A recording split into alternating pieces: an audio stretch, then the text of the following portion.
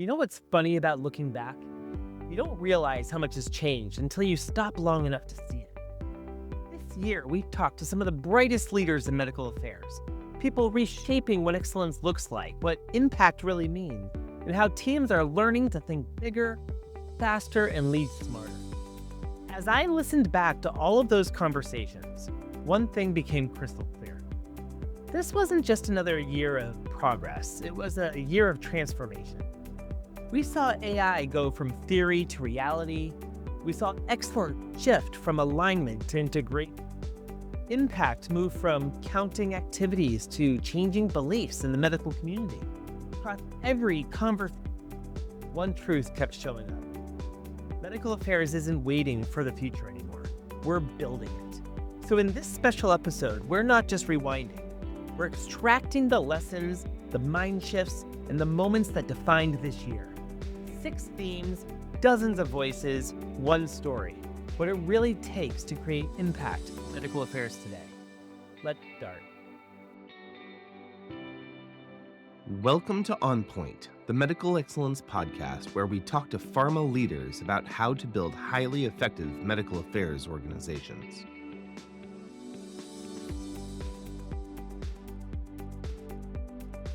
The truth is, AI isn't coming, it's here.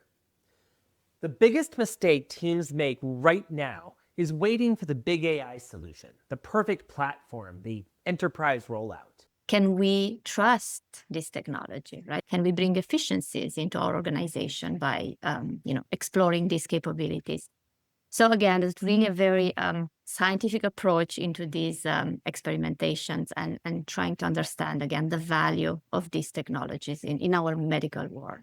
From my learnings here is that it helps. It gives us a good first draft, but we do need that human in the loop to get it over the line.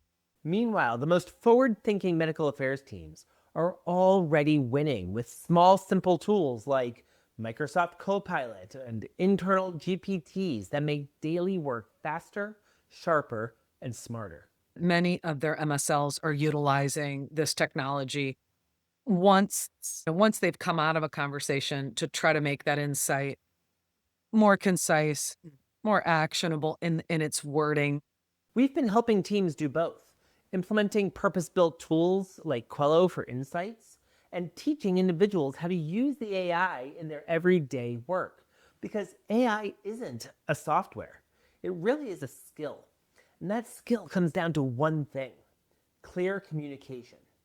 When you're writing a prompt and you can give it a role to play, the right context, content to reference, a clear task, and share the output you're looking for, we write those into prompts, and you're going to be better than 90% of the users today. And if you're using a tool today like Quello, that precision is already built in. When you stop waiting for the future and start learning in the present, you turn AI from a buzzword into a competitive edge.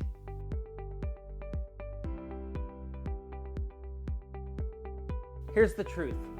Excellence isn't about perfection. It's about integration. Alignment is a good start, but alignment is just agreement on paper. Excellence is when everything starts to connect. Beliefs that you're trying to change, data, content, engagements, they're all working toward one common outcome. That's changing clinical beliefs that lead to better patient outcomes. We've realized that there are definite differences from company to company. So if you are building a new program or you're wanting to optimize your current program, I would suggest having a clear definition, making it unique to your specific company, and also putting specific guardrails around that too. Because otherwise you may get dragged into absolutely everything. See, guardrails create focus. Focus creates freedom. And repeatability turns good work into culture. I'm working right now with an SVP of Medical who's redefining excellence that way. Her team has already identified the scientific beliefs that they're aiming to change, their scientific journey. Now, she's making the connections across functions explicit, not implied. Duplicative content? It's gone. Resources are freeing up to do more things, and engagements have become more relevant and impactful than ever. Have a bold cultural shift within your organization to focus relentlessly on outcomes in everything you do and put less focus on just the numbers game. We want this as the outcome. It goes back to make medical affairs a cross-functional force, that third pillar, to help with measurable clinical and patient impact values there. That's integration. You need to make your operating model visible. Show how strategy connects to evidence, content, and engagement, and be obsessive about language. Always use the exact same words across strategy, contents, insights, systems. Don't wait for the perfect. Use your model like the cover of a puzzle, because alignment is good, but integration? That's where excellence actually lives.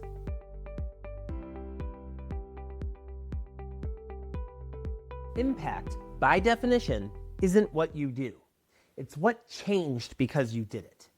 Too often, teams defend themselves with activity metrics, but the best ones define impact by what beliefs are we changing in the medical community. I worked with a team this year that turned their patient journey into a true strategy. They defined the beliefs that they needed to change. No one agrees on what impact necessarily looks like exactly. If you ask 10 pharma execs, you're going to get 10 different answers, right? Impact should look like this. It should look like that. So medical affairs, impact refers to variables and outcomes that demonstrate that progress or effectiveness towards a desired outcome, a strategic end result, for example, or improvements in diagnostic rates or shifts in treatment paradigms, patient outcomes, those kinds of things. But when their field medical team started organizing insights and content around those beliefs, everything shifted.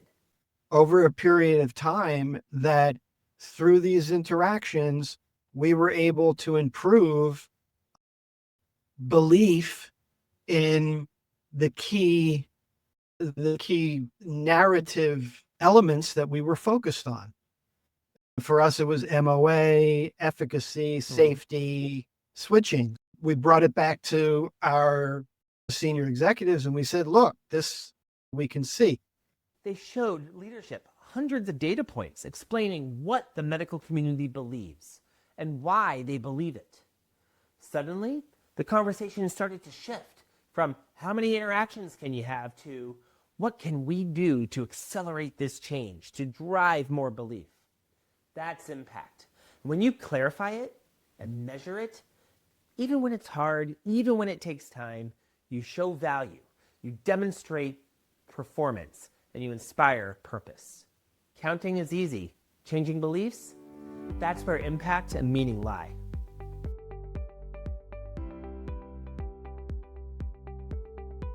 If you design a jet ski, you can't bring thousands of passengers across the ocean.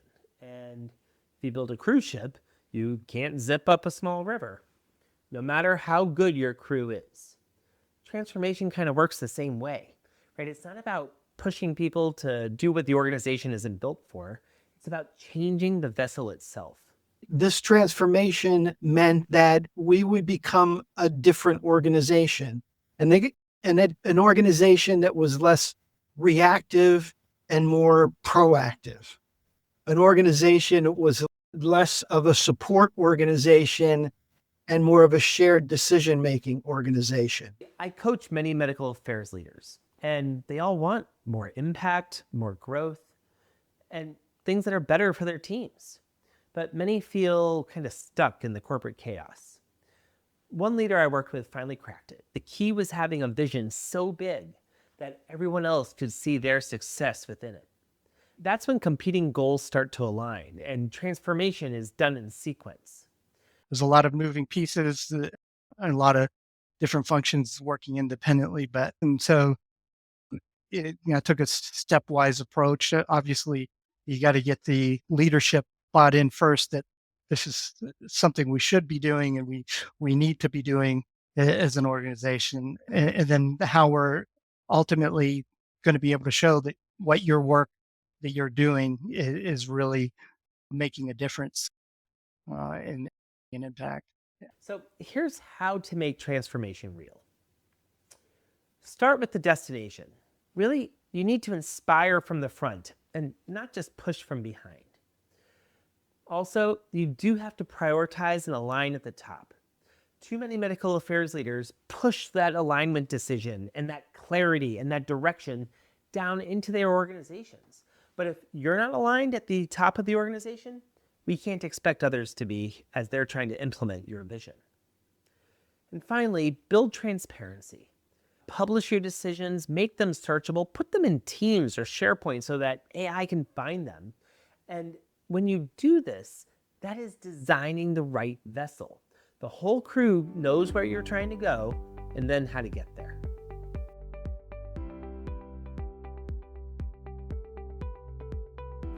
Omnichannel has been stuck as an aspiration. And when I think about why, it's because it looks big and scary, but the truth is, it's not just one giant leap. It's a series of small, coordinated steps.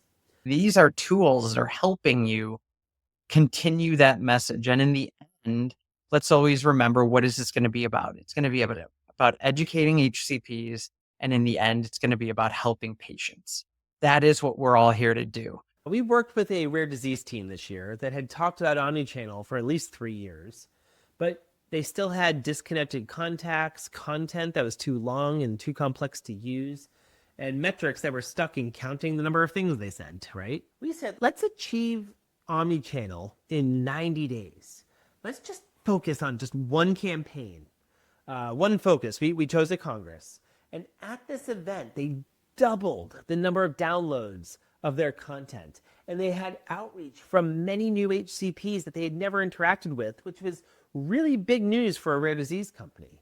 And best of all, they were getting inbound requests for new information from existing KOLs. So measurement is a huge focus for me right now, and making sure that we're actually making an impact with our initiatives, a real world impact. It's not just that we're sending an email and getting someone to open it, but it's okay, then what do they do next? Did they go meet with an MSL? Did they go to our website? What was that next action? And then did it help drive a diagnosis? How did that conversation continue, basically? So here was the playbook, right? Start with a campaign, not always on omnichannel. You don't need to change everything for everybody forever. Just start with something specific. And for that thing, you need to set meaningful goals. Focus on the action that you're trying to create, not the activity that you're going to do to get it. And then finally, we find that there's 8 capabilities that have to work together to really enable omnichannel. If you want to know what those are, check out the show notes, click the link, and we'll get you to you. Because omnichannel maturity, it isn't built in a day, it's built one coordinated step at a time.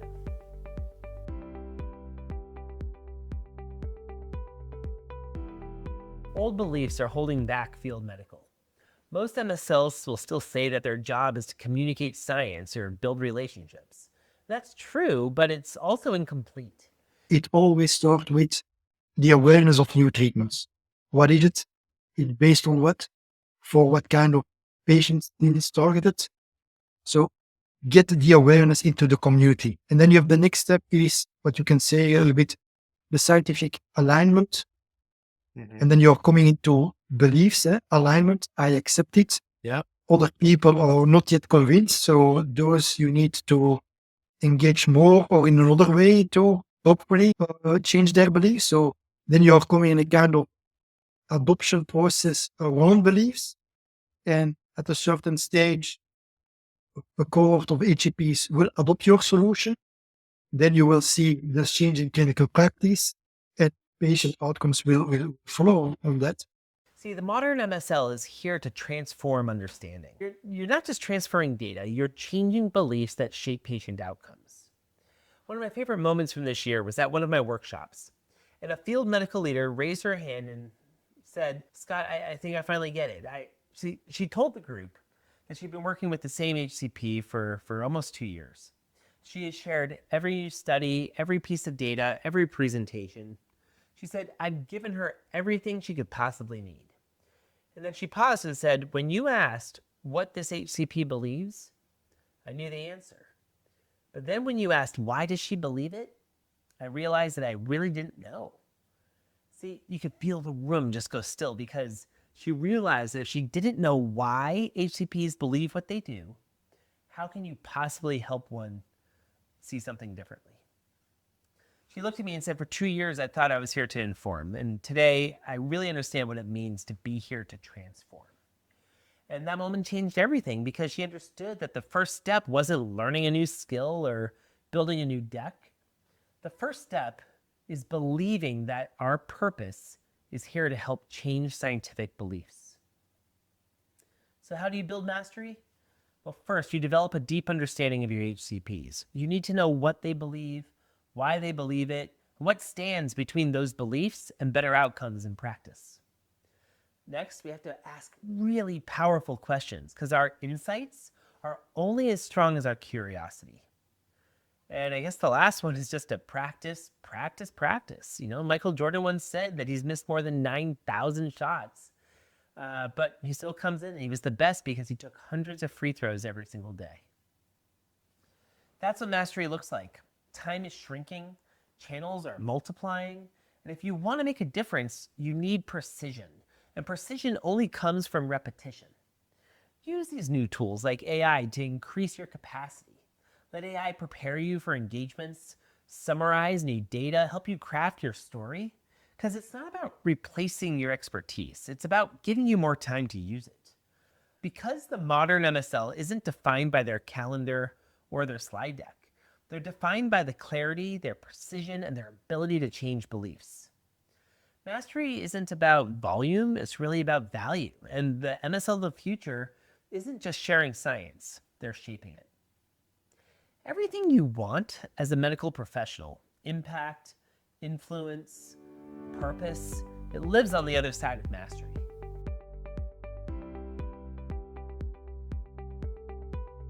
When I look back at all the conversations this year, one word comes to mind, and that's connection. Because everything we've talked about, AI, excellence, omnichannel, it's all connected. See, I think that AI gives us capacity, excellence drives clarity, impact gives us direction, transformation gives us the courage and the capabilities to do it, omnichannel gives us reach, and mastery, that's where it all comes together in the hands of people who care deeply about changing beliefs and improving lives. And the truth is, none of this is really theory anymore. The teams that are winning right now are the ones who stopped waiting. They're the ones who decided to build the future instead of predicting it. So whether you're listening from a commute or at a congress or catching your breath between Zoom meetings, I want you to remember this. You're not here just to inform. You're here to transform. Because medical affairs doesn't just deliver information. It changes what the world believes about science, about medicine, and what's possible for patients. And if this year has taught us anything, it's that we're more capable, far more capable than we've ever imagined. And here's the year behind us and to the year ahead. Let's make this one count. This is OnPoint.